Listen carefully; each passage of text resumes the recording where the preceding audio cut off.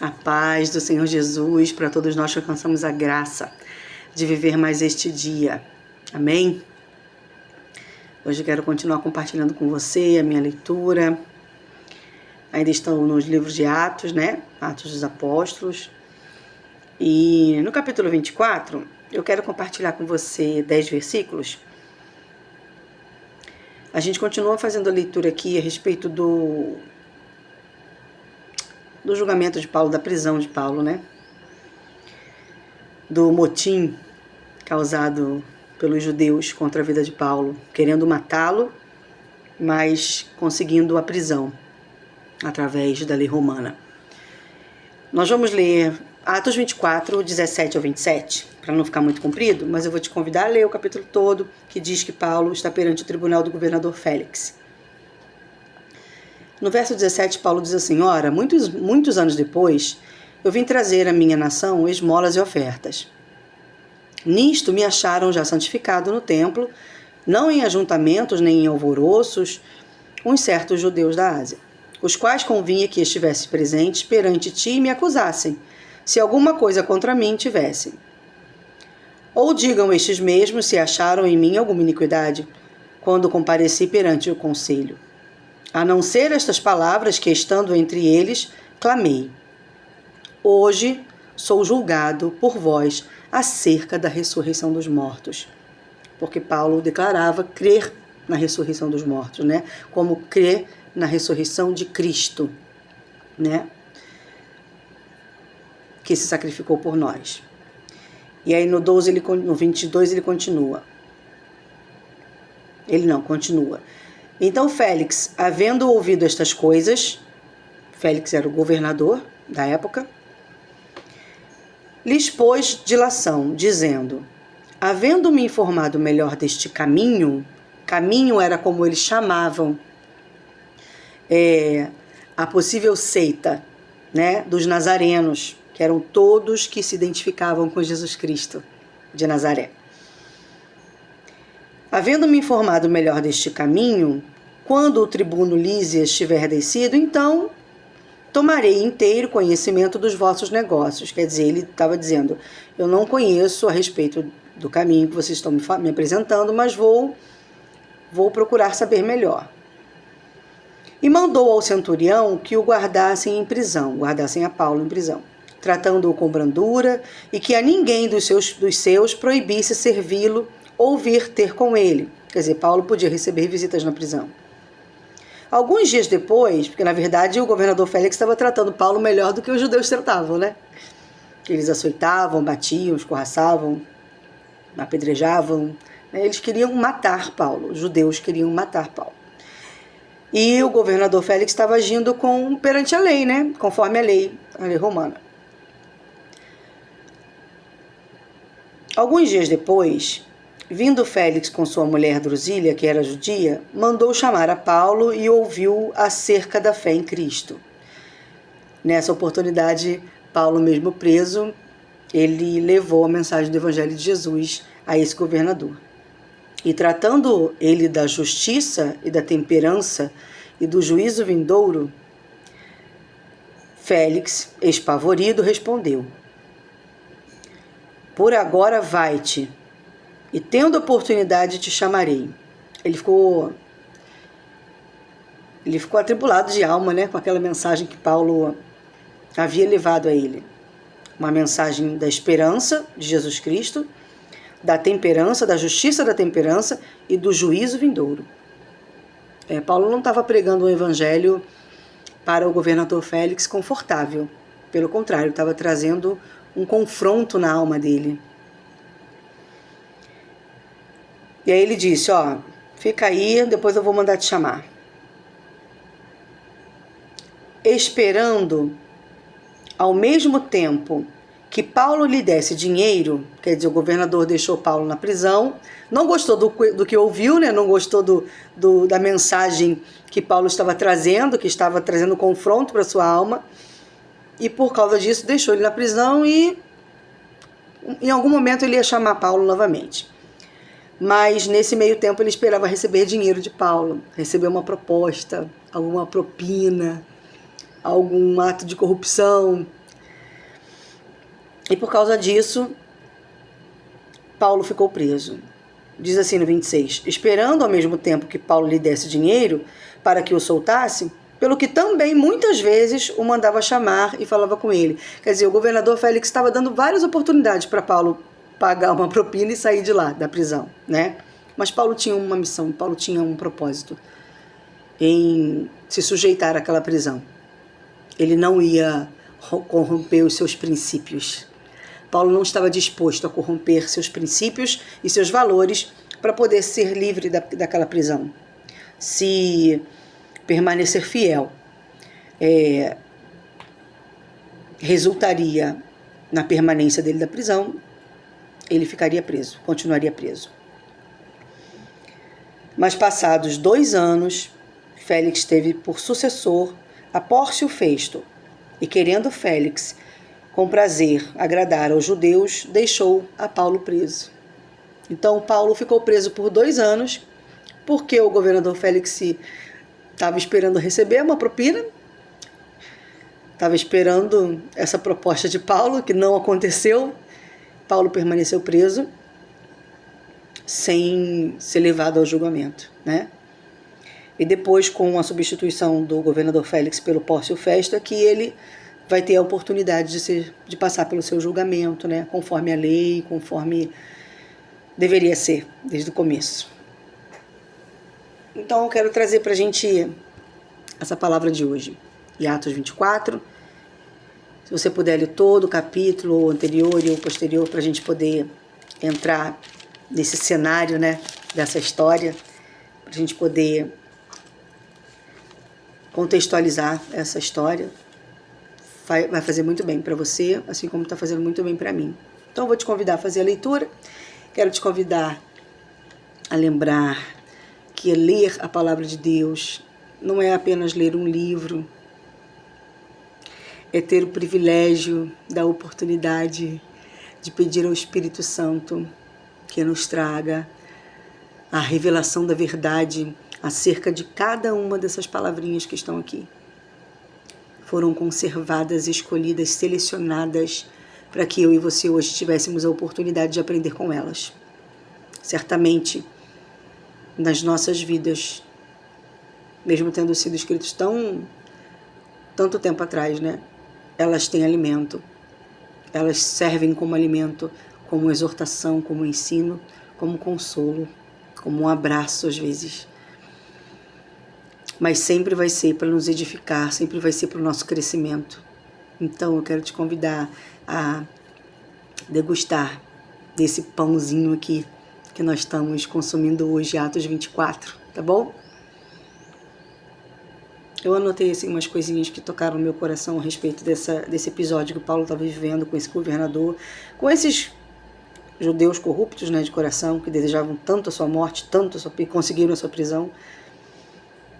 E desse governador também que tentou livrar Paulo esperando uma propina, né?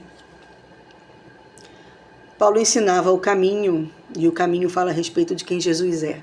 A verdade e a vida, o único que é o responsável de abrir a porta para a casa do Pai, para mim e para você.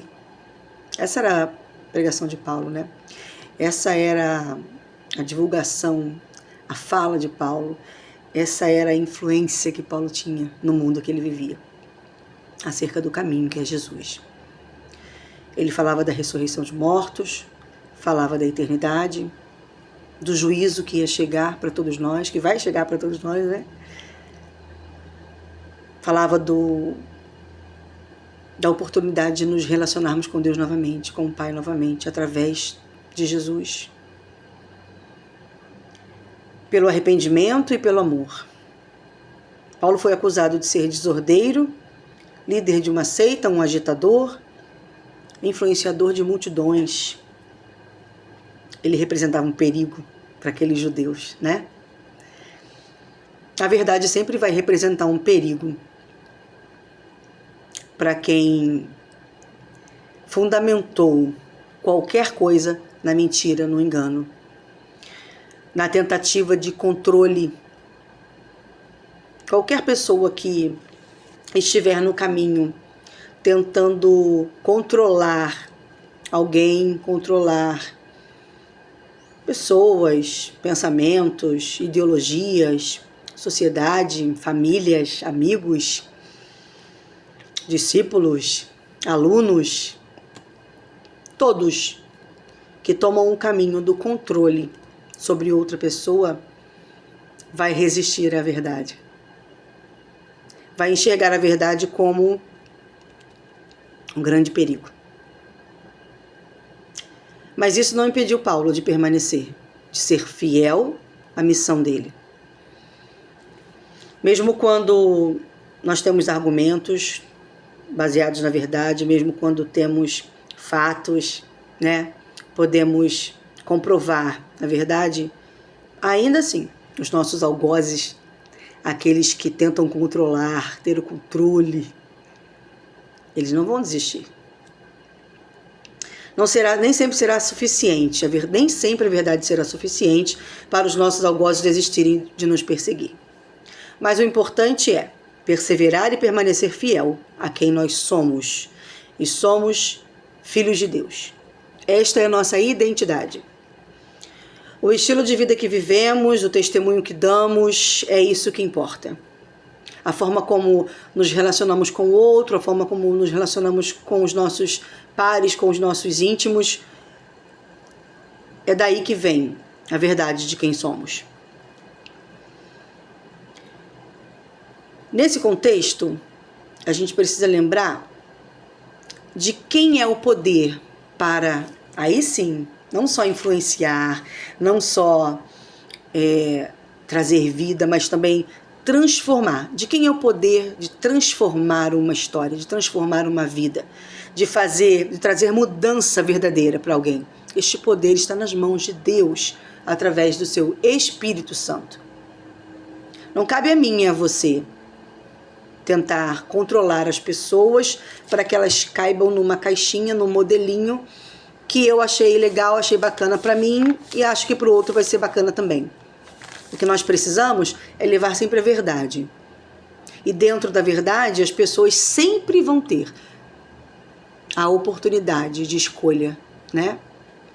O livre-arbítrio. E nós temos que ter muito amor, temos que ter muita humildade para reconhecer o nosso lugar. Nosso lugar é daquele que leva a mensagem, daquele que não se dobra diante das oportunidades de quebrar os seus princípios. Pelo contrário, persevera, permanece, e se tiver que continuar na prisão por isso, vai ficar, né? E tudo bem. Mas a gente não vai ser confundido a respeito de quem a gente é. A gente vai permanecer na nossa identidade de filho de Deus. Sempre haverá alguém disposto a me prejudicar você, a prejudicar a mensagem, a prejudicar a comunicação da verdade, né? Seja ela qual for, no âmbito espiritual, social, cultural, a verdade não vai ser bem vista por todos, nem desejada por todos.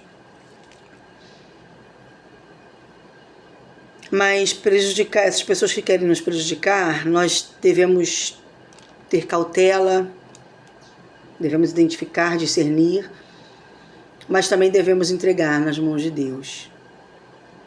Porque o enfrentamento não vai ser contra as pessoas, não vai ser contra a carne nem contra a sangue, o enfrentamento vai ser contra o que está regendo, né, toda essa opressão, toda essa perseguição. Então a gente também deve permanecer em oração a respeito disso. Você vai continuar crendo, porque foi entregue para você a liberdade de você desfrutar. Eu e você podemos desfrutar da liberdade de continuar crendo. E vão tentar vender a salvação. Vão continuar tentando vender a salvação, a eternidade, essa reconexão com Deus, né? Através do merecimento. Vão tentar forçar a barra, vão tentar trazer engano. Mas a graça de Deus alcançou a gente. Ele entregou seu único filho. A obra da redenção em Jesus Cristo foi consumada, está pronta. Ninguém pode revogar. E eu e você precisamos lembrar que a obra da salvação em Jesus Cristo está consumada. A graça de Deus é suficiente sobre a minha vida e sobre a sua vida. Se você crê, basta. Para a nossa salvação, basta crer. E todo aquele que nele crê se batizará, declarará perante todo o mundo que ele é o Senhor da sua vida. E daí por diante nós vamos viver uma vida buscando a santificação, né? Buscando parecer com ele. Mas é através da graça, porque a obra da redenção já foi consumada. Nada do que fazemos ou que imaginamos fazer pode trazer essa salvação. Ela está pronta. Ela nos foi entregue. O Pai entregou seu Filho por mim e por você. Ninguém tem o direito de dizer que é necessário fazer algo a mais, algo além daquilo que Jesus Cristo já fez. Jesus já fez. Fez o impossível. Fez a pior parte por mim e por você. Que a gente possa desfrutar.